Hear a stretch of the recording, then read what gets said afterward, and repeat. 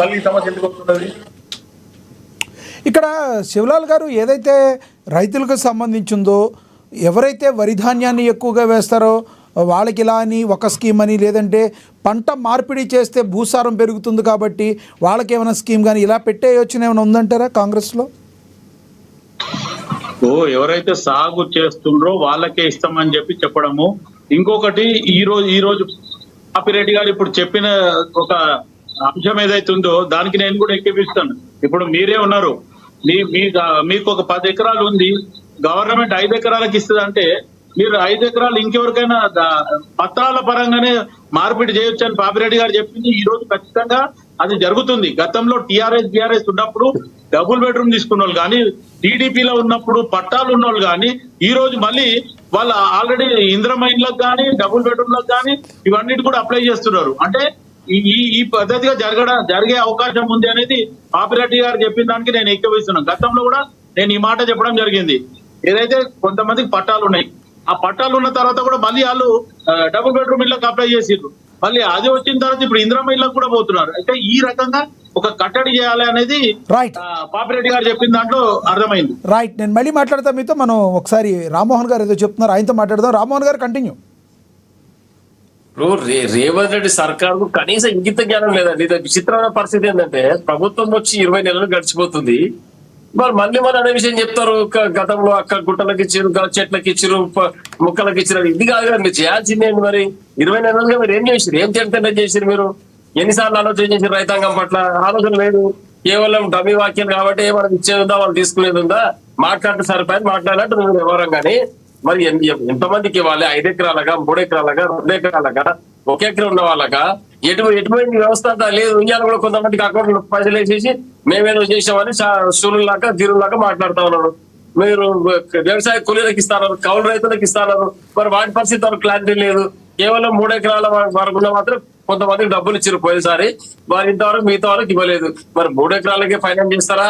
మరి ఎంతమందికి ఇస్తారు? ఏంది పరిస్థితి అనేది ఏది లేదు. కేవలం ఒక్క రోజులోనే 9,000 కోట్ల రూపాయలు ఇచ్చినామని ఆ డంకా బాధ్యత టీవీలకు అడ్వర్టైజ్మెంట్ చేస్తున్నారు తప్పితే ఎంతమంది రైతులు సాగు చేస్తున్నారు, ఎన్ని హెక్టార్లు పడుతా ఉంది, ఎంత ప్రొక్యూర్మెంట్ అవుతుంది, మనకు ధాన్యం అనేది ఏ లెక్కలు మన దగ్గర. వ్యవసాయం పైన ఏమైనా అవగాహన ఉంటుంది రేవంత్ రెడ్డికి, ఏమైనా ఆలోచన చేస్తాడు పాపం. ఆ వ్యవసాయం పైన అవగాహన లేకపోయా ఎటు తిరిగి రియల్ ఎస్టేట్ ఢిల్లీ పెద్దల పైరవి చేసి డబ్బులు సంపాదించేది ఈ పని తప్పితే ఇంకో పని లేదు ఆయనకు. గడిచిన జీవితం కూడా అదే పరిస్థితి. ఇక్కడ వ్యవసాయం చేసి ఏమైనా అగ్రికల్చర్ గురించి తెలిస్తే ఏమైనా మాట్లాడతాడు. ఇక్కడ ఎంత రైతాంగం, మీ వర్కింగ్ ప్రెసిడెంట్ బాగా తెలుసా అండి వ్యవసాయం గురించి? ఎంత ఉంది భూమి? మీ వర్కింగ్ ప్రెసిడెంట్ వ్యవసాయం గురించి బాగా తెలుసా? మొత్తం ఆయన వ్యవసాయ కార్యక్రమాలు అన్ని చేసేవాళ్ళు తెలుసు, మాకు కూడా తెలుసు. మాకు మొత్తం శిక్షణ తరగతులు ఇవన్నీ నేర్పిస్తారు మాకు. తెలంగాణ ఉద్యమం అందుకే సక్సెస్ అయింది. అయినా కూడా ఒకప్పుడు అన్ని తెలుసు. కేసీఆర్ తెలుసు, కేటీఆర్ తెలుసు, హరీష్ రావు తెలుసు, మాకు తెలుసు, యావత్ తెలంగాణ ప్రజలకు తెలుసు. ఎక్సెప్ట్ సిర్ఫ్ కాంగ్రెస్ పార్టీ కార్యకర్తలకు, నాయకులకు, ముఖ్యమంత్రి గారు తప్ప అందరూ తెలుసు. తెలంగాణ ప్రాంతంలో రైతుల గురించి బాధలు, సాధక బాధలు, దాని యొక్క పరిస్థితులు అన్ని తెలుసు. ఈ కాంగ్రెస్ పార్టీ మొత్తం చదువంతా అమెరికాలో చదువుకుని వచ్చారు. మొత్తం చదువంతా అమెరికాలో చదువుకు వచ్చారు మీ వర్కింగ్ ప్రెసిడెంట్.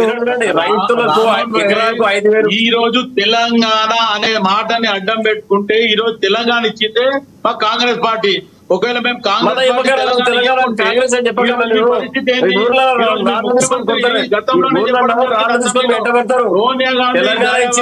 పార్టీ గుర్తుపెట్టుకోండి. మీరు సైడ్ ట్రాక్ పట్టేయకండి. తెలంగాణకు కాంగ్రెస్ పార్టీకి ఎలాంటి సంబంధం లేదు. సీదానే మాట్లాడుతున్నా నేను. సైడ్ ట్రాక్ అయింది. తెలంగాణ ఇవ్వలేదు, తెలంగాణ కాంగ్రెస్ పార్టీ ఇవ్వలేదు, తెలంగాణ వచ్చిందని సోనియా గాంధీ ఇవ్వలేదు, ఎవరు ఇవ్వలేదు. కేసీఆర్ గారు కొట్లాడి తప్పండ వర్గాలు ఏకం చేసి ఉద్యమం చేస్తే తెలంగాణ వచ్చింది. ఇప్పుడు ప్రధానమైన చర్చ నడిచేది రామ్మోహన్ గారు మీరన్నదే కరెక్ట్ అనుకుందాం. రామ్మోహన్ గారు ఒకసారి వినాలి. మీరన్నదే కరెక్ట్ అనుకుందాం. సోనియా గాంధీ గారు తెలంగాణ ఇవ్వలేదు, కేసీఆర్ గారు తెలంగాణ తేలేదు. చనిపోయిన ఎంతో మంది బలిదానం చేసిన తెలంగాణ బిడ్డలు తెచ్చారు తెలంగాణని. దీన్ని యాక్సెప్ట్ చేయాలి. మీరు కేసీఆర్ తెచ్చారని అనమాకండి, మీరు సోనియా గాంధీ గారు ఇచ్చారని వాళ్ళు అనరు. సోనియా గాంధీ ఇచ్చారని వాళ్ళు అనరు, కేసీఆర్ తెచ్చాడని మీరు అనమాకండి. నాయకత్వాన్ని ముందుకు నడిపి సబ్బడ్డ వర్గాలు ఏకం చేసి అన్ని పార్టీలు లాబింగ్ చేసిన వ్యక్తి, నాయకత్వం వహించిన వ్యక్తి కేసీఆర్. ఎంతో మంది శ్రీకాంతాచారి వంటి ఎంతో మంది తెలంగాణ బిడ్డలు ఆత్మ బలిదానం చేసుకుంటే వచ్చింది తెలంగాణ. నాయకత్వంలో సప్పండ వర్గాలు ఏకం చేసిండ్రు, అందరూ ఉద్యమం చేసిండ్రు, చాలా మంది అమరులయ్యిండ్రు. తెలంగాణ కేసీఆర్ గారు నాయకత్వం. మీ క్రెడిట్ మీరు ఎలా చెప్పుకుంటున్నారు? మీ క్రెడిట్ మీరు ఎలా చెప్పుకుంటున్నారు? ఒకసారి వినాలి మీరు. ఒక్కసారి వినాలి రామ్మోహన్ గారు ఒక్కసారి వినాలి. మీ క్రెడిట్ మీరు ఎలా చెప్పుకుంటున్నారు? ఒకవైపు ఆంధ్రప్రదేశ్లో తాము జీరో అయిపోతామని తెలిసినా కూడా తెలంగాణకి కట్టుబడి ఉండి తెలంగాణ ఇచ్చింది కాంగ్రెస్ పార్టీ. అది వాళ్ళు చెప్పుకుంటారు, మీరు చెప్పుకోవాలి, వాళ్ళు చెప్పుకోకూడదా? విచిత్రంగా మీ పరిస్థితి కూడా. కాంగ్రెస్ పార్టీ తెలంగాణ జీరో అయినామని నేనే వాళ్ళ పరిస్థితి ఎట్లా తెలుసు? తెలంగాణ ద్రోహులని సోనియా గాంధీ గారు ప్రకటన చేసిన మళ్ళీ దానికి సమాధానం శివలాల్ గారు చెప్తారు మీకు. ఒకసారి ప్రకటన మళ్ళీ తీసుకున్నారు. 2009 లో వెనక్కి పోయినా మళ్ళీ తెలంగాణ ఇచ్చింది కాంగ్రెస్ పార్టీ. ఇంకోటి కాంగ్రెస్ పార్టీ తెలంగాణ ఇచ్చేది ఉంటే ఉద్యమం రాకముందుకు టీఆర్ఎస్ పార్టీ పుట్టక ముందుకు ఇవ్వాల్సింది. ఈ రోజు ఒక్కటి గుర్తుపెట్టుకోండి మీరు, ఒక్కటి గుర్తుపెట్టుకో. కాంగ్రెస్ పార్టీ తెలంగాణ ఇచ్చేది ఉంటే టీఆర్ఎస్ పార్టీ పుట్టక ముందుకు కాంగ్రెస్ పార్టీ తెలంగాణ ఇస్తే ఈ క్రెడిట్ కాంగ్రెస్ పార్టీకి దక్కేది. తెలంగాణ పార్టీ టీఆర్ఎస్ పార్టీ ఉద్యమం పుట్టిన తర్వాత కేసీఆర్ గారు రైట్. ఇది మొత్తానికి సైడ్ ట్రాక్ అయిపోతుంది. రైతుల గురించి మాట్లాడుకుందాం. ఎస్, రైతు భరోసా గురించి, రైతుల గురించి మాట్లాడుకుందాం. టోటల్ గా సైడ్ ట్రాక్ అయిపోతుంది. ఎస్, మనం ఒకసారి పాపిరెడ్డి గారితో మాట్లాడతాం, మళ్ళీ మాట్లాడతాం. మొత్తానికి వీళ్ళు కేసీఆర్ కోటలు వేయాలని. రైట్, పాపిరెడ్డి గారు ప్లీజ్ కంటిన్యూ సార్.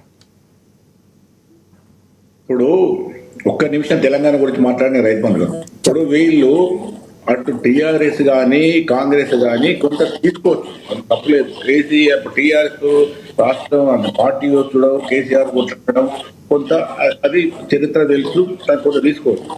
ఇటు కాంగ్రెస్ కూడా అనేక ఏది వ్యయ ప్రయాసాలు, కష్టనష్టాలు, ఆంధ్ర లాస్